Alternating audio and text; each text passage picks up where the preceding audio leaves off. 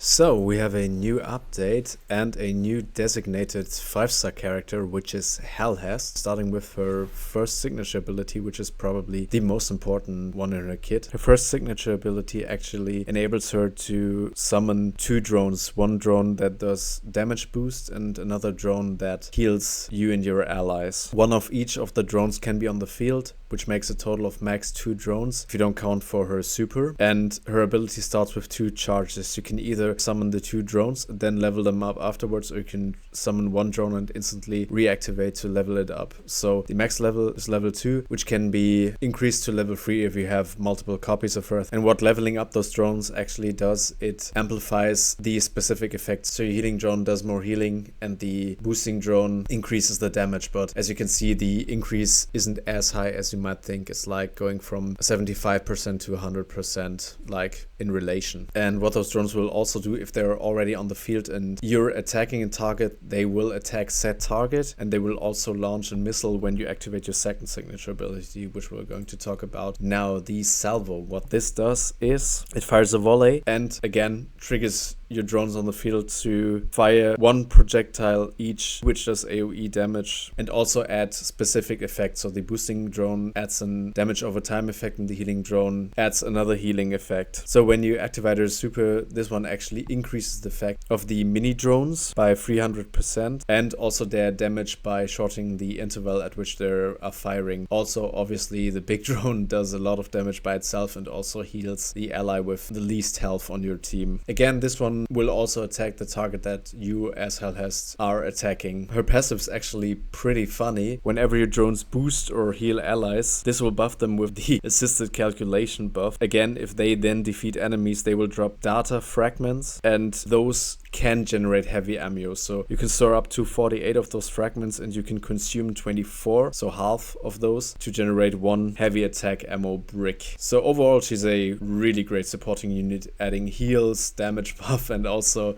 supply of heavy ammo. So as I said, she's pretty much a god tier support. Her trade 3 is also pretty interesting. So whenever you use your super, this will actually increase the level of all drones which are on the field to max level, or will directly increase their level to the max level whenever they are summoned, as long as the super drone is on the field. What a weapon mastery actually does, whenever you use your second signature ability, this will shorten the draw or charging up time of your weapons and will also add some extra arc damage, which is quite nice. So talking about her copies, I personally wouldn't advise you to go for any copies when we're talking about limited banner characters, because what I've experienced from other gacha games, whenever you're investing in copies, of course your character gets stronger, but the heart of a gacha game is to play multiple characters, to pull for new characters, and whenever you have already invested a lot into one character, you feel the need to do the same with future characters, or you feel the need to only play the character you've invested in because this one's obviously stronger than others. Her first copy has a lot of value, adding another charge to your first signature ability. Again, the 6th one is pretty ridiculous, like giving the drones the possibility to level up even more. So this one's obviously going to boost her damage significantly, but I mean, getting 6 copies, that's kind of ridiculous. So now talking about her weapons, as you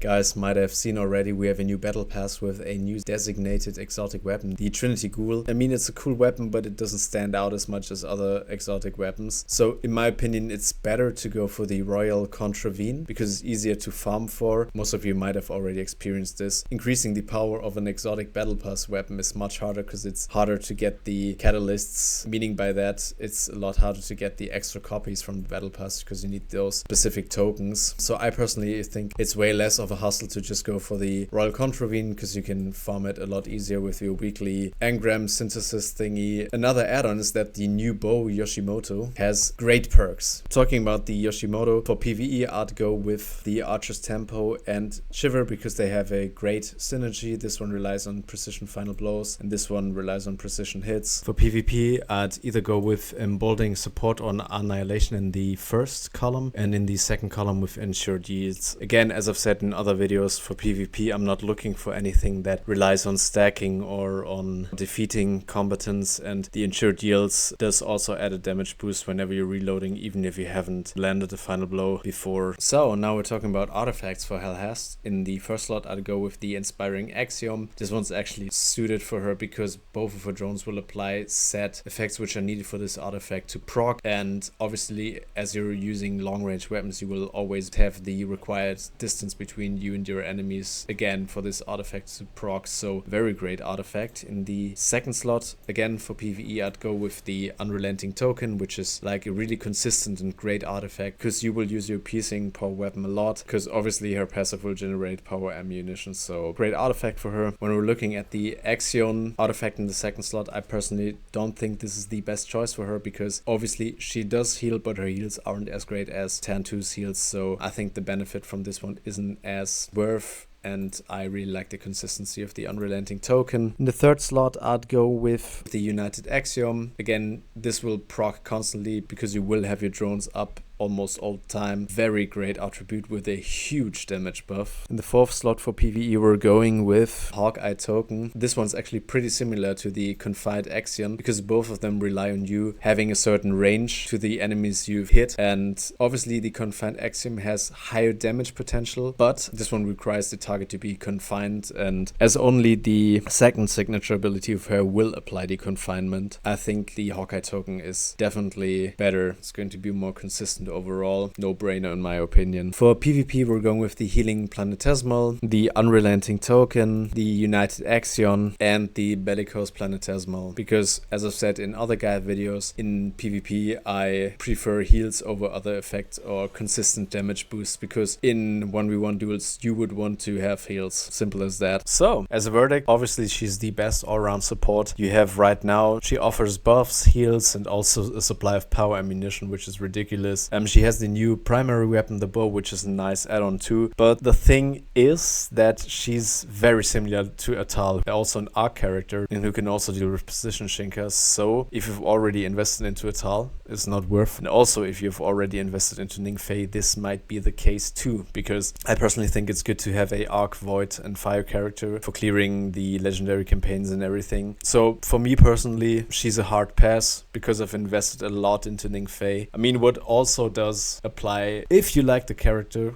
go for the character. Simple as that. So that's it for Helhest. Thanks for watching. Hope you enjoy. Hope you have a very great time playing the game or playing her, and I'll see you in the next one.